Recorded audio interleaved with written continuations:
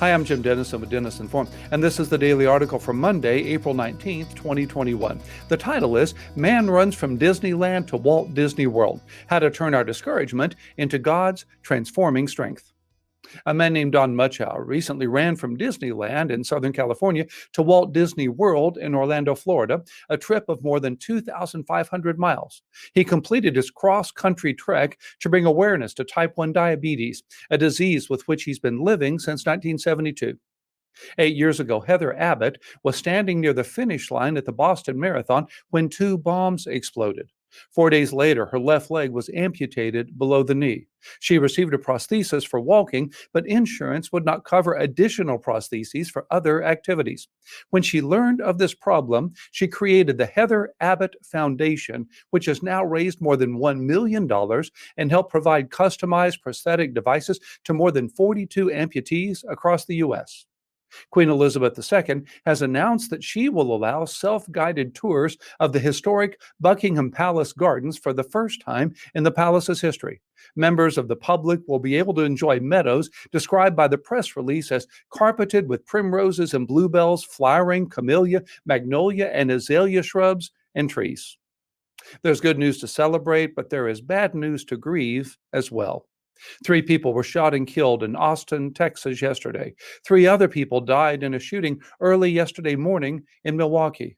The global COVID-19 death toll passed 3 million on Saturday as cases surge worldwide. A couple was preparing to celebrate their 50th wedding anniversary when the husband was killed in the FedEx shooting last Thursday. And a grieving pastor and his wife are asking the public to help police catch whoever killed their daughter in a Birmingham, Alabama park on Easter Sunday. Both sides of the news provoke discouragement in me. I can't run continents, raise millions of dollars for amputees, or offer historic gardens to the public. Neither can I stop the pandemic, prevent shootings, or solve the murder in Birmingham. Here's the paradoxical point I would like us to consider today. God wants to redeem such discouragement for his highest glory and our greatest good. This ministry exists to help people respond biblically and redemptively to our fallen culture, but such responses can feel like an exercise in frustration and futility. The moral trajectory of our society is clearly downward. Our political divisions are deepening. Street violence is threatening. Christian influence seems to be waning. But when we recognize our inability to make a transforming difference in our broken world, that's when we can be used by the one who can.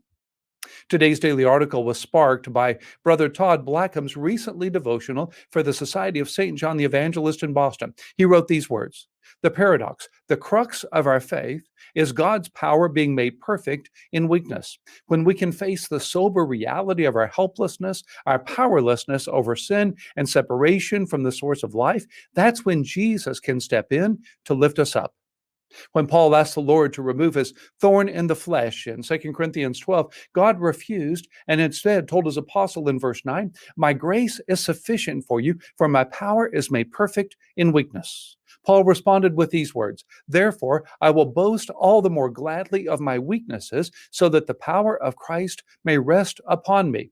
He had learned the source of transforming strength, as he says in verse 10, "When I am weak, then I am strong." I believe the greatest challenge you and I face in engaging our fallen culture lies not in the culture, but in ourselves. All that Jesus has ever done, he can still do. All of God there is in this moment, but he can only do through us what we allow him to do in us. Self-reliance constricts the Holy Spirit. He can use most fully those who depend fully on him. His best for us is more than our best for ourselves. History turns on tiny hinges formed by sacrificial service. The Battle of Lexington and Concord took place on this day in 1775. When it ended, 8 Americans were dead: John Brown, Samuel Hadley, Caleb Harrington, Jonathan Harrington, Robert Monroe, Isaac Muzzy, Asahel Porter, and Jonas Parker. They died never knowing that their sacrifice would spark the American Revolution and change history. The next time you encounter something in the news that discourages you, embrace that feeling. Don't turn off the news or turn away in despair. Instead, name the hopelessness you feel and the inadequacy it incites in your spirit. Now turn your weakness into a request for God's strength. Ask Him to give you words to pray and say, steps to take, and compassion to offer. Oswald Chambers reminded us that, quote, God never gives us discernment so that we may criticize, but that we may intercede.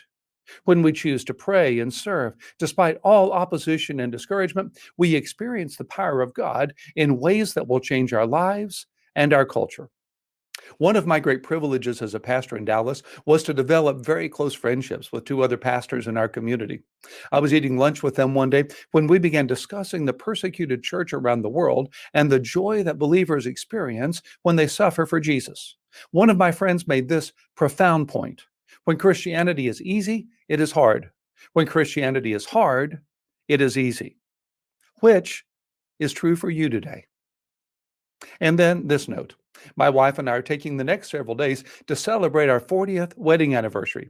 In my absence, our oldest son, Ryan Denison, will write the daily article. Ryan's senior fellow for theology at Denison Forum is completing his PhD in church history after receiving the Master of Divinity from Truett Seminary and a degree in religion from Baylor University. He and his wife live in East Texas and have 2 children. It's a wonderful privilege to share this ministry with him.